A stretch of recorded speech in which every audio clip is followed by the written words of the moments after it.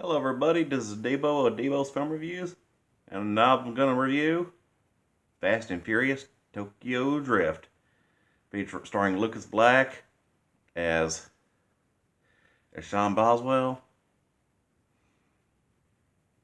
Lil Bow Wow, Sung Kang in his first outing as Han, and of course Natalie Kelly as Neela with also not Linda Boyd, best known for Rose from Republic of Doyle, personal favorite show of mine.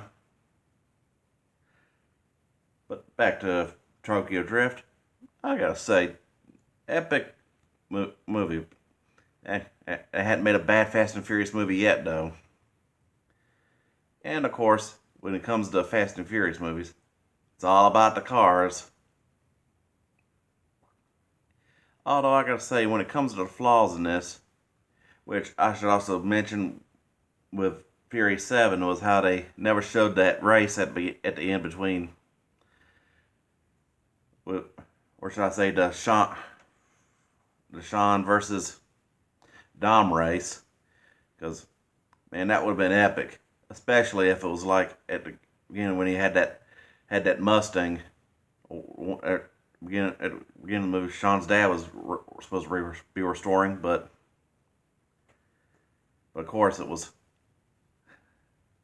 I think it was back to an Evo or something. But hey, that would have been awesome because when it comes to car rivalries in films, it's nothing beats the Charger and Mustang. Although in that Dom's case, that time he was using a Roadrunner. And one thing I love about Fast and Furious movies is that when it came to pop culture wise, was Chargers or Roadrunners weren't really known less known until they had like outside folks that knew their cars and employees of Mopar and was was that Chargers and Roadrunners, especially second generations like 68 to 71, were pretty much were not famous. Were always known for either having two things on the door: an '01 for Dukes of Hazzard or 43 for the King, Richard Petty.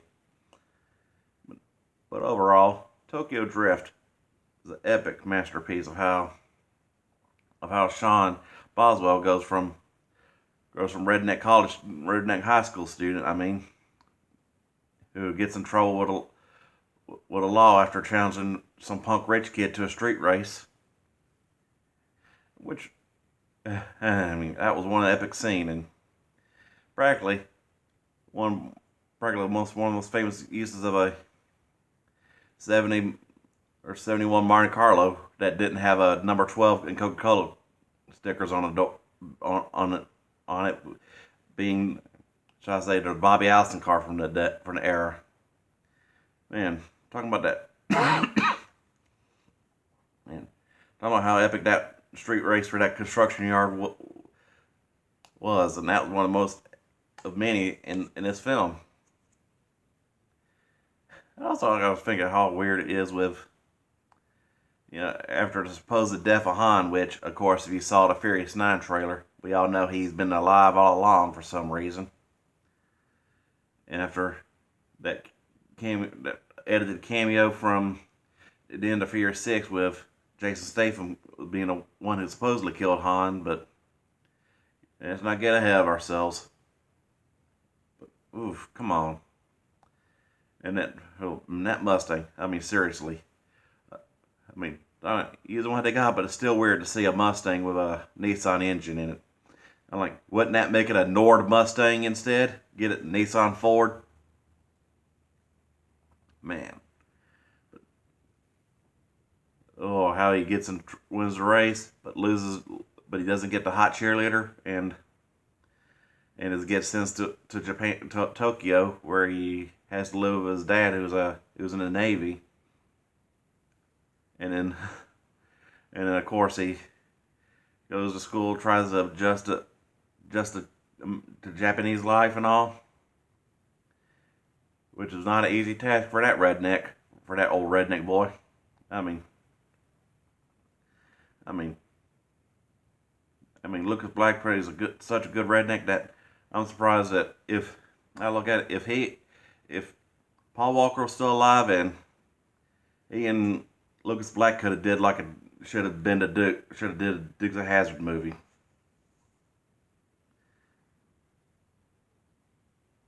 But overall, talking about just epic cases of, especially after Sean meets Twinkie, aka best known as Little Bow Wow, and that Incredible Hulk themed Volkswagen of his. Oof. Talk about epic. After he falls for another non-Japanese citizen in Japan who happened to have been the DK's girl, and that was Drift King. And it was how he's old redneck boy always be trying to teasing about how American V8s always could beat those imports. And it was like, yeah. And I used to think that was the case, but ever since Toyota came to NASCAR, and of course with that and how he wrecks Han's car after being challenged, after Han lets him take it for a spin in a race, and how he wrecks that thing like he thinks Sean thinking he's Richard Petty, and he's really and he drives like Michael Waltrip, or drove like Michael Waltrip.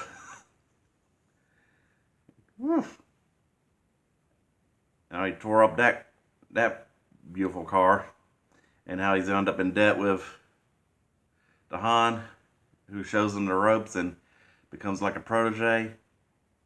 And he talks about like the history of drifting and all, and I'm just like, yeah, I look at drifting it's about like the same as dirt track racing. Turn right to go left, and about like the same thing. About like any more redneckish. All that drifting would have been even more challenging, where they all had like a crate of moonshine in the back, and loser, one who breaks the most balls of shine winds up being the loser.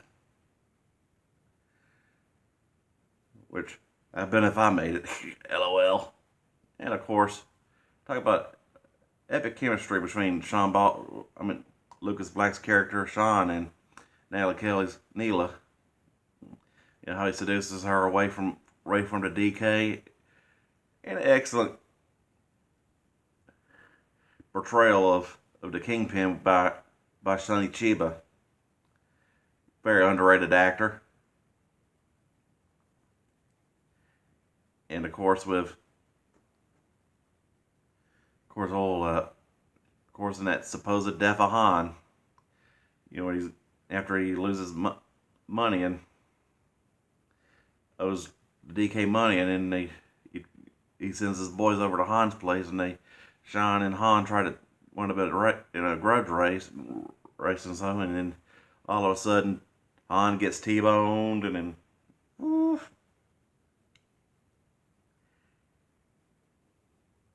And then of course the final showdown between the DK and that Nissan 350Z and Sean's Nord Mustang. Man. Talk about redneck boy schools him again. Talk about how muscle beats import all the time. And even with a Nissan engine. And yeah, I know Mustang is a pony car. So, but overall, Tokyo Drift gets a 5 out of 5. And plus it's kind of like epic use of soundtrack with Kid Rock's Bada Bada Bang Bang Bang. The American Construction Yard street race at the beginning. And oof. And how I look at it, Lucas Black played Sean Boswell to a point that I'm surprised he didn't, in Series 7, that he didn't wind up getting to join the family, or should I say Dom and the gang, for future sequels and all, which would have been a lot of epic there. because yeah, he would have been an excellent addition of how of how of how American Redneck goes to Tokyo and becomes a DK.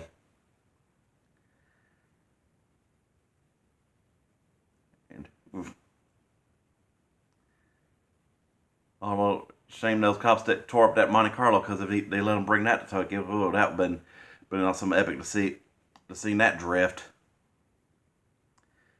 But overall, enjoy, people.